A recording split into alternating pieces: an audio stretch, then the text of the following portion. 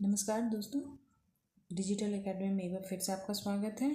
आज हम लोग चर्चा करते हैं DEd special education IDD second year paper 12 management of group with high support need, जिसका यूनिट 1 हम लोग देखते हैं, चर्चा करेंगे understanding of and group working with high support need, जिसका यूनिट 1.1 का 1.1 है definition, description and understanding of high support need severe profound disability. तो सबसे पहले हम यहाँ पे चर्चा करते हैं definition of high support need. Definition of high support need का तो इसका डिफिनेशन क्या होगा? हाई सपोर्ट नीड का मीनिंग क्या है और उसको कैसे हम लोग जानते हैं?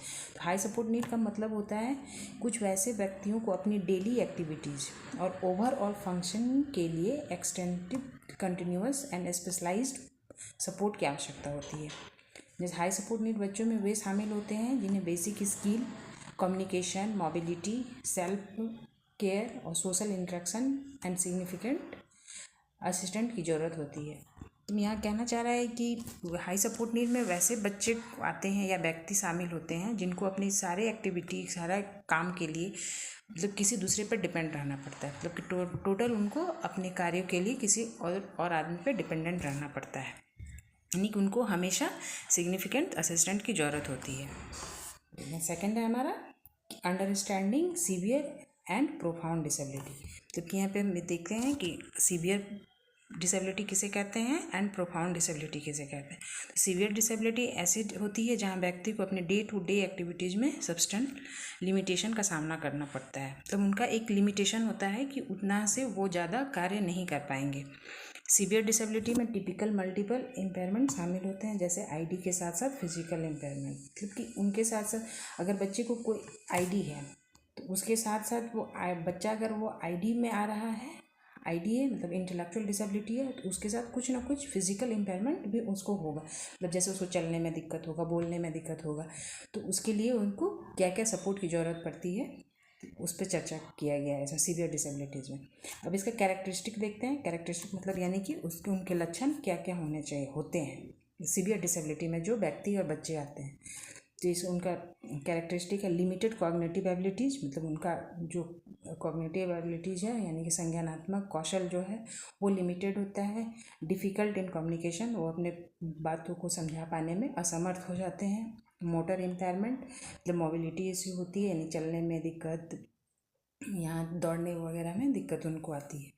बिहेवियर चैलेंज, उनको कुछ बिहेवियर इशू भी रहता है, अचानक चिड़चिड़ा जाना, चिल्लाना, रोना, सेल्फ इंजरी करना।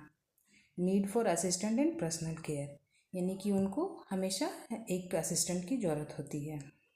एंड सेकंड आपका प्रोफाउंड डिसेबिलिटी। प्रोफाउंड डिसेबिलिटी में क्या है? प्रोफाउंड डिसेबिलिटी ये सीवियर डिसेबिलिटी से भी एक स्टेप आगे की स्थिति होती है, यानी कि इनका और भी मतलब कि सीवियरिटी बहुत ज़्यादा होती है इनमें प्रोफाउंड लेवल में, जहाँ व्यक्ति की कॉग्निटिव एंड फिजिकल कैपेबिलिटी बहुत ही लिमिटेड होती है। प्रोफाउंड डिसेबिलिटी इंडिविजुअल को लाइफ लॉन्ग मतलब उनको हमेशा 24/7 आवर देख रेख की ज़रूरत पड़ती है। तो इनका कैरेक्टरिस्टिक क्या होता है? Extremely limited cognitive function, minimal communication ability, यानी कि वो बिल्कुल भी उनका कोई कम्युनिकेशन नहीं होता है। Total depends on care giver for all daily activities, possible presence for complex medical need, यानी उनको समय समय पर मेडिकल नीड की भी आवश्यकता होती है। ओके ना 3 है यहाँ ऊपर हमने देखा कि उसका डिफिनेशन क्या था and profound disability, severe disability क्या था, एंड यहाँ पे description of high support need in contest severe and profound disability, मतलब उनका उसका क्या डिस्क्रिप्शन है, किस प्रकार से उसको हम लोग डिस्क्राइब कर सकते हैं। तो फिजिकल सपोर्ट में क्या है? मोबिलिटी एड्स, मतलब कि उनको चलने फिरने के लिए कुछ इक्विपमेंट्स देना पड़ता है, जैसे अगर वो पूरी तरह से चल नहीं ठीक से नहीं तो उनको व्हील चेयर या क्रचेज वगैरह दिया जाता है। Physical assistant for movement and personal care, जैसे टास्क के लिए कॉम्प्रिहेंसिव सपोर्ट की आवश्यकता होती है। फिजिकल सपोर्ट उनको चाहिए, कॉग्निटिव सपोर्ट चाहिए उनको, कम्युनिकेशन सपोर्ट चाहिए, यानी कि कुछ भी बातों को वो समझा पाने में असमर्थ होते हैं तो उनको कम्युनिकेशन के लिए भी कोई दूसरे व्यक्ति से सहायता लेना पड़ता है। एंड सेकेंड बिहेवियरल सपोर्ट के लिए भी उनको बिहेवियरल में many individual with severe profound disability except challenging behaviour, self injury या एग्रेसिव हो जाते हैं, उन्हें मैनेज करने के लिए बिहेवियर इंटरवेंशन और पॉजिटिव रीइंफोर्समेंट स्ट्रेटेजी की आवश्यकता होती है, ज़रूरत होती है। हेल्थ एंड मेडिकल रिपोर्ट, उनको समय समय पर बुखार आ जाना, मतलब कि हमेशा उनके साथ मेडिकल चैलेंजेज होते रहता है। तो ये हेल्थ एंड मेडिकल सपोर्ट में आ गया। एंड आपका 4 है आपका implications for support and care. Individual care plan उनके लिए बनाना चाहिए। इनडिसिप्लिनरी अप्रोच रहना चाहिए। इनडिसिप्लिनरी अप्रोच का मतलब होता है कि वहाँ पे इनडिसिप्लिनरी अप्रोच में टीम का होना आवश्यक होता है, यानी कि उनके साथ ओटी की भी आवश्यकता होती है, पीटी की भी आवश्यकता होती है, एंड स्पीच थेरेपिस्ट की भी आवश्यकता होती है। तो इन सबों के साथ मिलकर बच्चे के लिए कुछ टेक्निक या ये तैयार किए जाते हैं। फैमिली इन्वॉल्वमेंट का होना आवश्यक होता है। फैमिली को केयर प्रोसेस एक्टिविटी इन्वॉल्व करना जरूरी है, क्योंकि वो बच्चे के साथ अधिक समय बिताते हैं।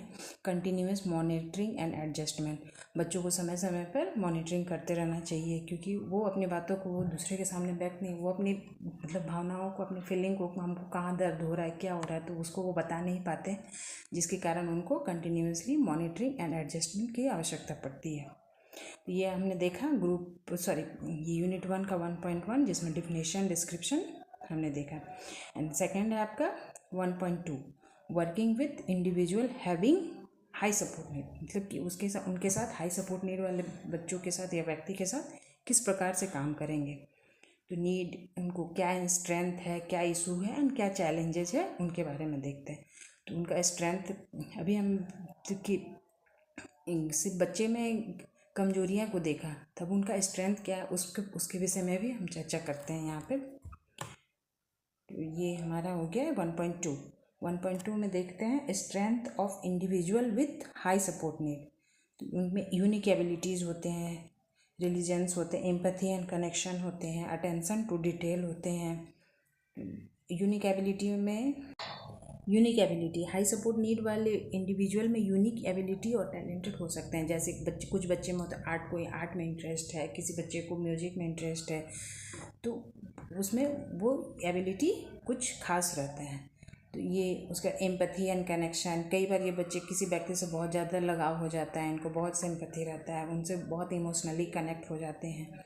एंड अटेंशन टू डिटेल, कुछ इंडिविजुअली को छोटी छोटी डिटेल में अच्छी पकड़ होती है, जैसे उनके टास्क में मदद कर सकते हैं एंड रिपीटेटिव टास्क और पैटर्न पहचान सकते हैं।